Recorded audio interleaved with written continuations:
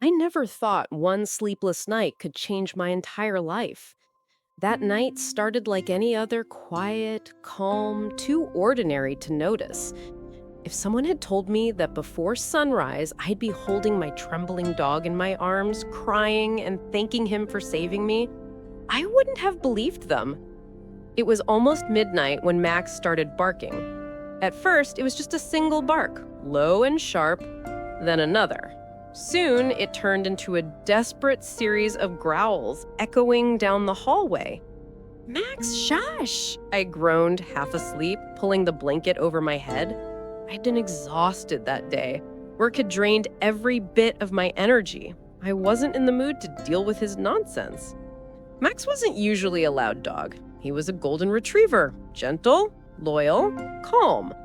Ever since my husband, Daniel, passed away 3 years ago, Max had been my shadow. He slept near my bed every night, sometimes sighing in his sleep like he could still dream of the days Daniel used to take him on morning runs. But that night, his bark wasn't casual. It carried a strange tone, anxious, alert, almost human in its intensity. Max, what's wrong? I mumbled, turning over. He barked again, louder this time, and I could hear his nails scratching the wooden floor. I sat up, annoyed. Fine, I'm coming, I muttered, slipping on my robe. When I turned on the lamp, I saw him standing by the bedroom door, ears up, tail stiff, eyes fixed on the hallway. Something about his posture sent a chill through me. "What is it, boy?" I whispered. He didn't move, just gave a soft growl, deep, warning, protective. I sighed, assuming maybe a raccoon had gotten into the trash outside again. Living on the outskirts of town meant you occasionally had to deal with wildlife. Still, the way Max's fur bristled unsettled me. I grabbed my phone, using its flashlight as I walked down the hall. The house was silent. Too silent. The air felt heavier somehow, as though the night itself was holding its breath. Max stayed close behind me, his head low, steps cautious. I reached the living room and noticed something odd. The curtain near the back door was swaying slightly. The window behind it was open, just a crack, enough to let in a thin thread of cold night air. My heart skipped. I must have forgotten to close it, I whispered, though I didn't sound convinced. Max's growl deepened. I walked closer, shut the window, and locked it tight. "There. Happy now?" I said softly, patting his head. But he didn't relax. He stood there, staring at the door, and then suddenly barked again, this time with raw panic. I jumped. "Max!" He ignored me, running toward the door, barking furiously, teeth showing. Okay, I shouted, heart pounding now. "It's just the wind, calm down." I turned off the flashlight, walked back to my room, and shut the door. "Go to sleep," I said under my breath. He didn't. Even through the door, I could hear his restless pacing. That night, I dreamt of Daniel. He was standing in our old garden, smiling that same gentle smile he always wore when I used to scold him for forgetting anniversaries. But there was something strange. He wasn't looking at me. He was looking behind me. When I turned around in the dream, I saw nothing but darkness. I woke up, drenched in sweat, the echo of Max's bark still in my ears. It was 3:07 a.m. And then silence. Too much silence. I turned on the lamp and called softly, "Max?" No response. "Max?" I got up and stepped into the hallway. The air was cold, unnaturally cold. The faint smell of something meddling hung in the air. I found Max sitting in front of the back door again, still, alert, ears forward. He looked at me with eyes that almost seemed to say, "Don't open it." My hand hovered over the handle. Every instinct told me to lock it, walk away, go back to bed. But my curiosity, or maybe my disbelief, won. I turned the handle, The door creaked open slightly, and the wind blew in so hard it made the lights flicker. I shivered. The yard outside was pitch black, the trees bending under the night wind. "See?" I whispered. "It's nothing." But Max barked again, sharp, warning, terrified. That bark, it wasn't about the wind. And then, from somewhere near the side of the house, I heard it. A faint crunch, like a footstep on gravel. My stomach dropped. I quickly locked the door and stepped back, heart racing. Someone was out there. I backed away slowly, whispering, "It's okay, boy. It's okay." But Max didn't believe me. He stayed there, teeth bared, every muscle tense. I grabbed my phone, ready to call the police, when a faint noise came again, this time from the front porch. A soft, dragging sound. My breath caught in my throat. "Who's there?" I shouted instinctively. Silence. Then, 3 slow knocks on the door. Max barked wildly, lunging toward it. The knocking stopped. My heart hammered so hard I could feel it in my throat. I grabbed the nearest thing I could find, an umbrella, and stepped backwards, clutching my phone in one hand, 911 dialed, but not yet called. I waited. Nothing. Just the sound of the wind. Finally, after what felt like forever, I whispered, "Come on, Max, let's go to bed." He didn't move for a moment, then finally, reluctantly, followed me back to the bedroom. He didn't sleep at all that night. I didn't either. By morning, I convinced myself I'd imagined it. The knocking, the steps, the open window, it all sounded ridiculous in daylight. I told myself, "You're just lonely. You miss Daniel, you're letting your mind play tricks." But Max knew better. He always did. And I didn't listen. That was my first mistake. The next morning, sunlight poured through the curtains, chasing away the shadows that had haunted the night before. It should have made me feel better, safer, calmer, but it didn't. Even in the daylight, something about the house felt off. Too quiet, too still. Max was restless, pacing near the back door, sniffing around the edges like he was searching for something invisible. I watched him, sipping my coffee, trying to shake off the unease. "Come on, boy," I said gently. "You were just spooked, right? Big brave dog afraid of a little wind?" He looked up at me, his golden eyes serious, and let out a low whine, almost like he was trying to tell me I was wrong. I tried to laugh it off, but it came out hollow. Still, I couldn't ignore what I saw when I opened the back door that morning. There on the porch, near the steps, was a footprint. A muddy, partial shoe print, larger than mine. It wasn't there yesterday. My heart gave a nervous flutter. I crouched down, running my fingers over the dried mud. It was fresh from the night before.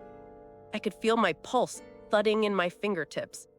"Someone was here," I whispered.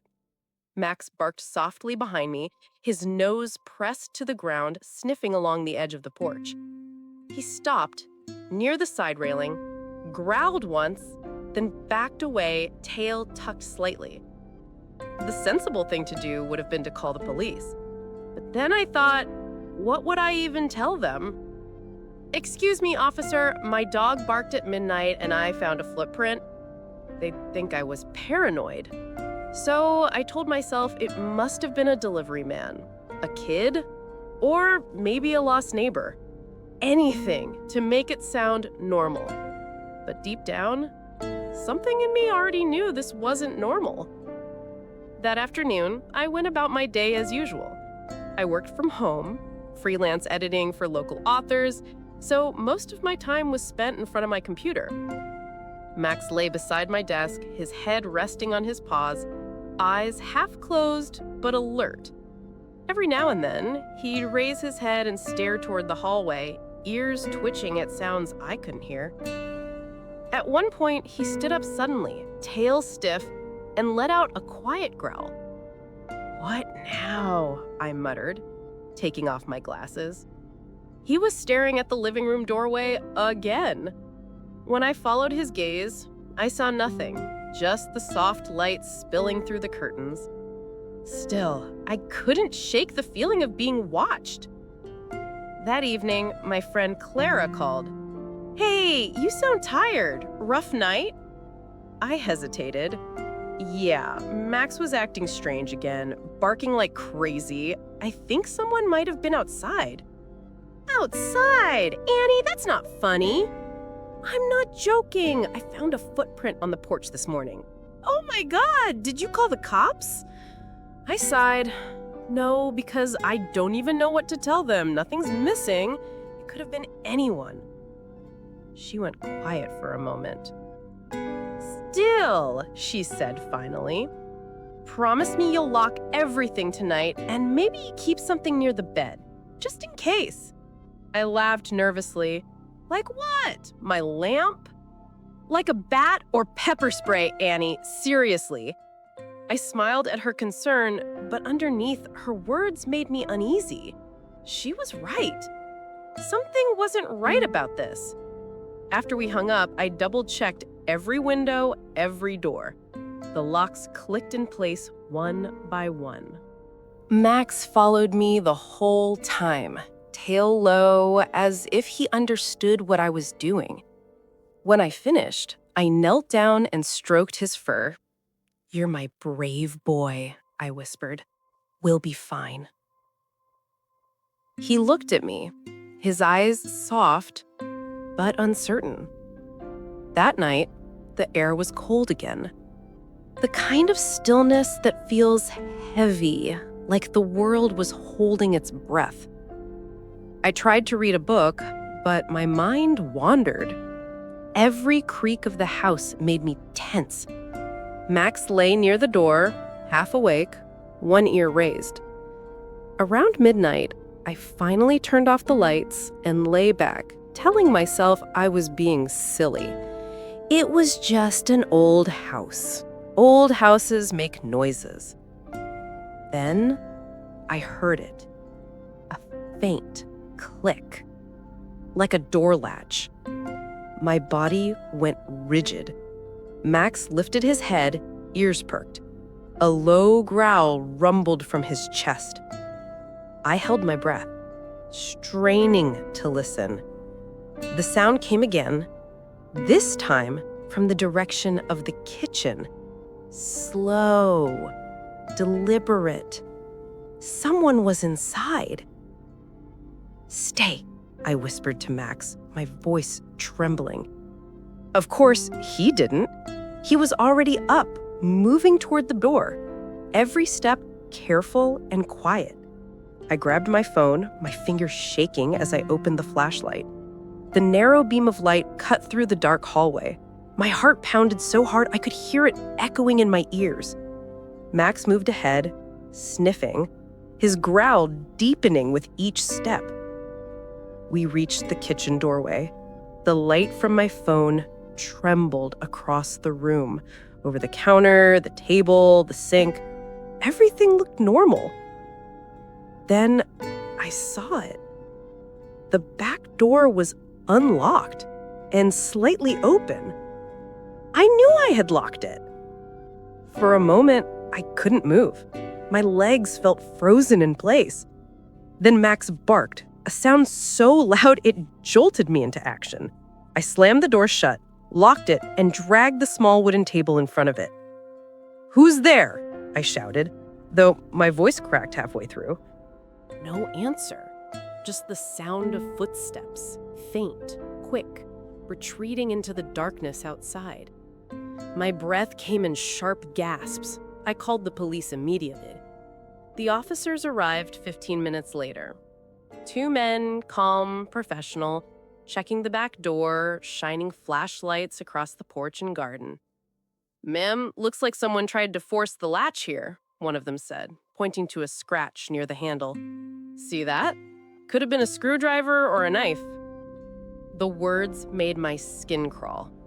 "So someone was trying to break in?" I whispered.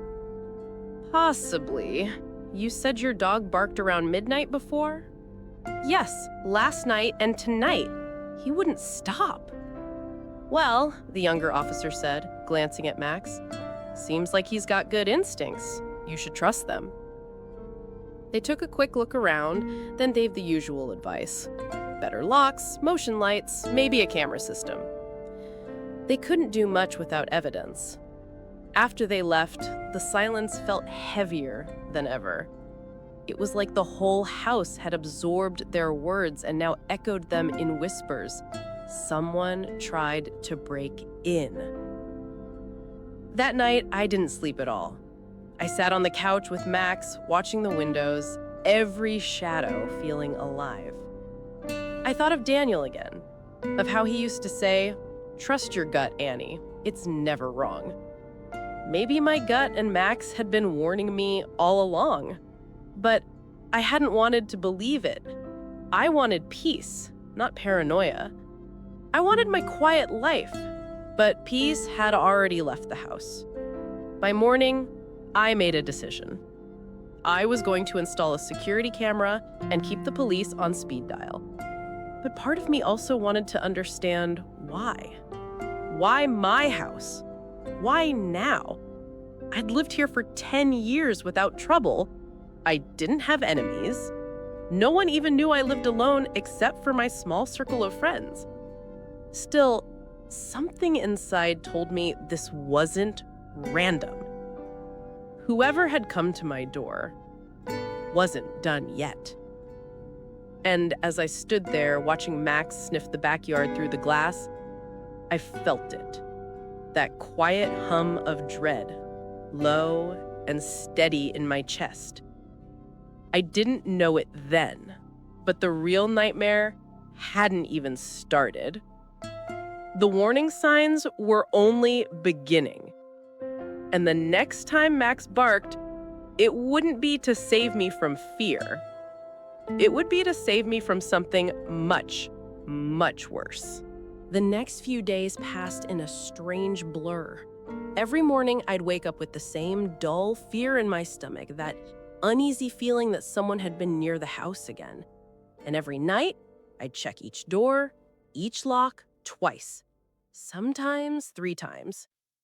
Max never left my side. He had changed too.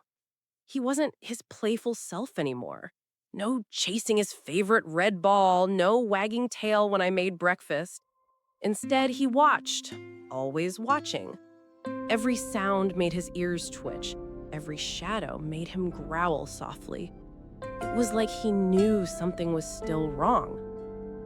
That Friday morning, I went out to water the plants in the small backyard garden. Max followed me, of course, though his steps were hesitant. I bent to trim the rose bush when I noticed it, a deep footprint in the mud near the edge of the fence. It was the same size as the one from before, but this time there were 2, and both were facing the house. My breath hitched. I looked toward the fence line.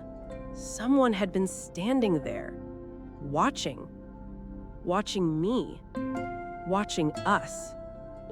Max growled, low and steady. "Good boy," I whispered, though my voice trembled. "You're right again, aren't you?" I felt the urge to run inside, lock the doors, and hide, but I didn't. Instead, I picked up my phone and snapped a photo of the prints. This wasn't imagination anymore. Later that afternoon, Clara came by. She walked in carrying her usual burst of energy until she saw my face. "Annie, what's wrong?" she asked, setting her purse down. I showed her the photo. "It's happening again. Look." Her eyes widened. "You need to report this. This isn't just someone passing by. This looks like stalking." I nodded weakly. "I already did. The police said they'll send someone for another inspection tonight." "Do you think it's the same guy from before?" "I don't know. Maybe, maybe not." She sat down beside me and reached for my hand. You're not alone, okay? You've got Max and me. You can come stay at my place if you want. I smiled faintly. Thanks, but I'll be fine. I don't want to leave my house. Daniel and I built this life here. Clara's eyes softened. I understand. Just promise me you'll be careful. I will. That night, the police stopped by again. They checked the yard, the locks, even the camera I'd installed near the porch. The older officer, the same one from before, frowned slightly as he looked at the screen. Your camera didn't record anything unusual last night, but it's possible whoever's doing this knows where the blind spots are. The thought made my skin crawl. So what do? I asked quietly. Keep everything locked, don't go out after dark, and if your dog reacts again, take it seriously. He paused, glancing at Max. He's your best alarm system right now. After they left, I sat on the couch holding a cup of tea that had gone cold. The house was dim, lit only by the small lamp in the corner. Outside, the wind rustled the trees, a soft, eerie sound that reminded me of whispers. Max sat near the front window, staring out into the darkness. I followed his gaze, but there was nothing there. Just night. Still, I couldn't shake the feeling that something was moving beyond what I could see. Around 11:45 p.m., I was about to go to bed when Max suddenly tensed. He lifted his head, ears forward, and growled. "Not again," I whispered. Then from outside, a faint click, like metal against metal. The same sound as before. I froze. The sound came from the front porch this time. I turned off the light and peered through the window, heart pounding. The porch light cast long shadows across the yard. At first, I saw nothing. Then movement. A figure, barely visible, standing near the mailbox. I could only see part of him. Dark clothes, maybe a jacket, tall, still. Just standing there. Watching. My breath came in short gasps. Max barked furiously, claws scraping against the floor. The figure turned and then walked away, disappearing into the darkness. I called the police again, hands shaking so badly I nearly dropped the phone. When they arrived, the figure was long gone. The younger officer checked the yard and shook his head. No footprints this time. Whoever it is, they're careful. But we'll increase patrols around here for a few days. I thanked them, but the reassurance did little. Every sound now felt amplified. Every creak, every hum, every rustle outside. Even sleep didn't bring relief. When I finally drifted off, I dreamt again of Daniel. He was standing in our kitchen, his hand resting on Max's head. He looked at me, his face pale, his eyes full of worry. "Listen to him," he said softly. Then his expression changed from worry to fear. "Annie, he's coming back." I woke up with a start, my heart pounding. The clock read 3:12 a.m., the same time as before. This time, I didn't ignore it. I got out of bed quietly, flashlight in hand. Max was already awake, growling low, standing near the hallway. He looked at me, then back toward the kitchen, the same direction as before. We walked slowly, each step heavy with dread. When I reached the kitchen, the first thing I noticed was the faint breeze. The back door again was slightly open. I'd replaced the latch, installed new locks, but somehow it was open. "How?" I whispered, voice trembling. Then I heard it, a faint noise from outside, a shuffle. Someone was right there. Before I could react, Max lunged toward the door, barking violently. I heard a sharp gasp from outside, a man's voice, then rapid footsteps retreating into the dark. I ran to the door, slammed it shut, locked it, and fell to my knees, shaking. "Good boy, Max," I whispered, tears filling my eyes. "Good boy." He stayed pressed against the door, barking into the night, refusing to move until long after the sound of footsteps faded. The next morning, I was exhausted but determined. I called a security company and demanded a full system. Cameras, motion lights, alarms, everything. When the technician arrived, he frowned as he inspected the locks. "These scratches are fresh," he said. "Someone tried to pry this open recently, probably last night." He looked up at me. Whoever it was knew what they were doing. My hands trembled. "You mean they've done this before?"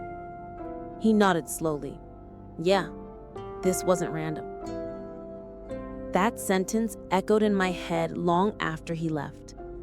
This wasn't random. That evening, Clara called again. "I can't stop thinking about you. I'm serious, Annie. Come stay with me." "I can't," I said softly. "I need to protect my home. I'll be okay. I have Max." She sighed heavily. "You sound like you're convincing yourself more than me." "Maybe I am," I admitted.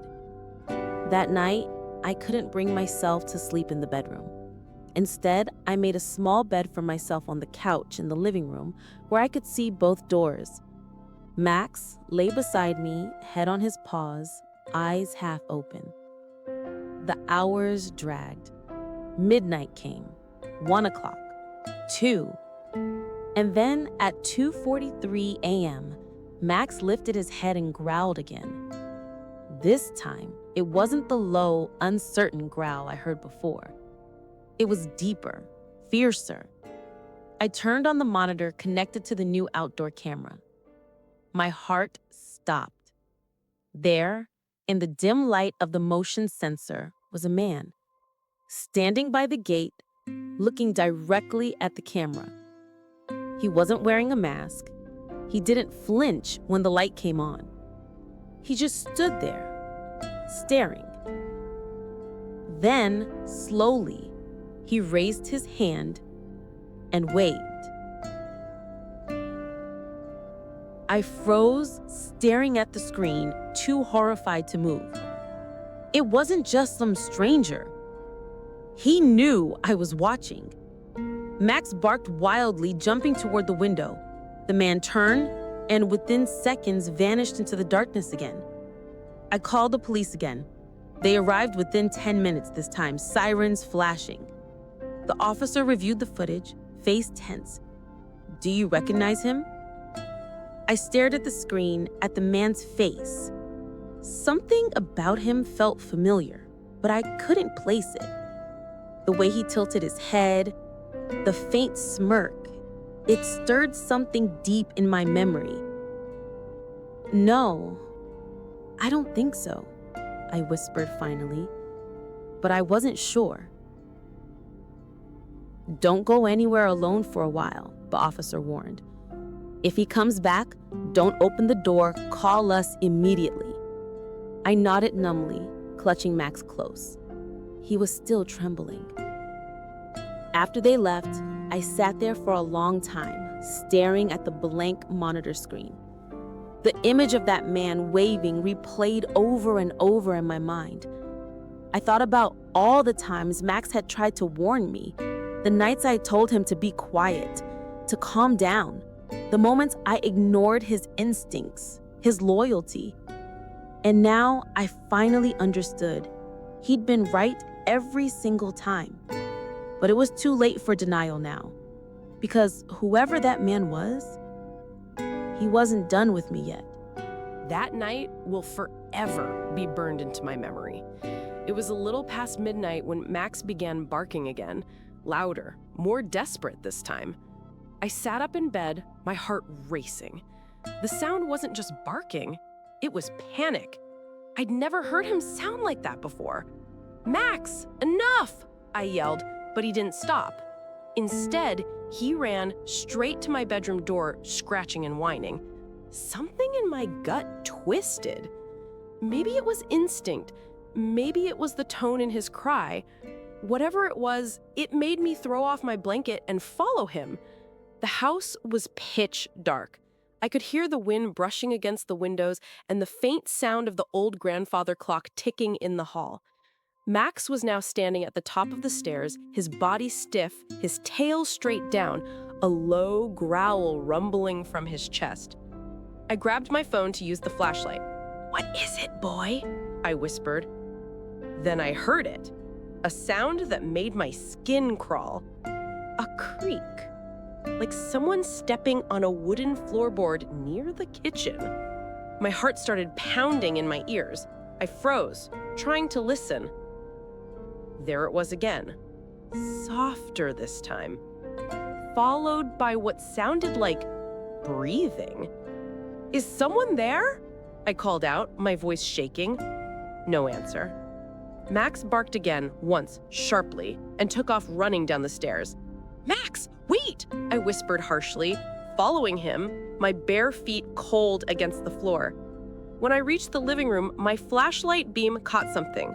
The back door was slightly open. I was sure I'd locked it before going to bed. A chill ran through me.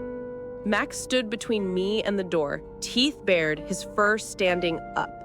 I could see the fear and fury in his eyes. He was protecting me. Suddenly, from the darkness outside, a figure moved. A man. Everything happened so fast. Max lunged forward, barking furiously, and the man stumbled, tripping on the porch step. I screamed and grabbed the nearest thing, a heavy vase, and threw it toward the door. It shattered loudly. The man bolted into the yard and disappeared into the night. My hands were trembling as I shut the door and locked it, fumbling with the latch.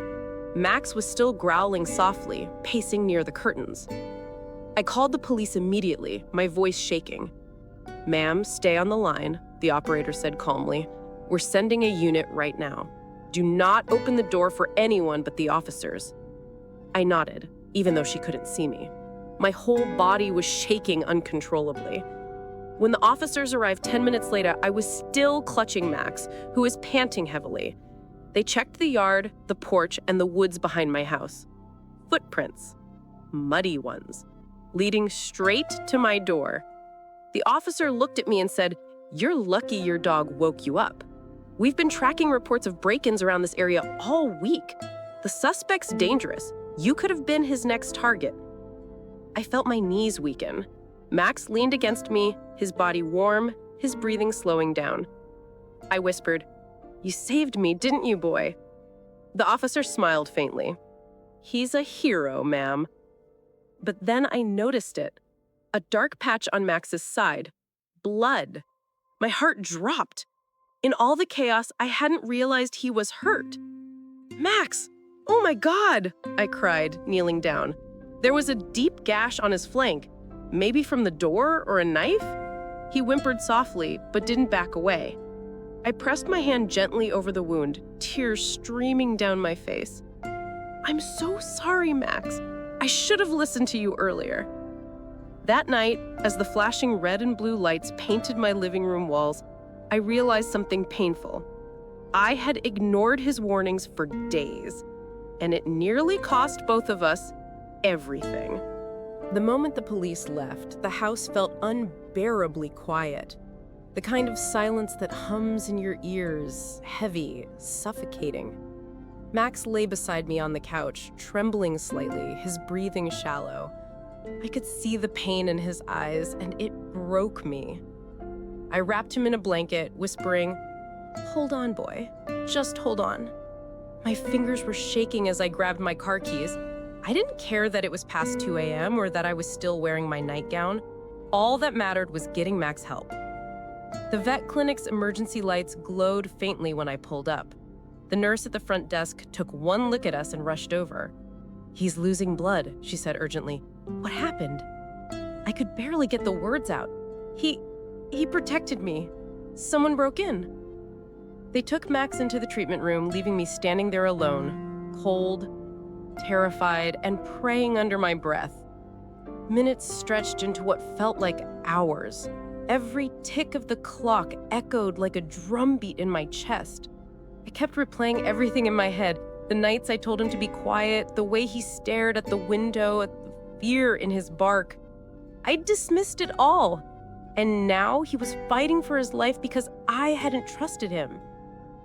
Finally, the vet came out, his face serious but gentle. He's a brave boy. The cut was deep, but we managed to stitch it up. He lost some blood, but he'll recover. He just needs rest. I broke down. Tears flooded my face. Relief and guilt twisted together until I could hardly breathe.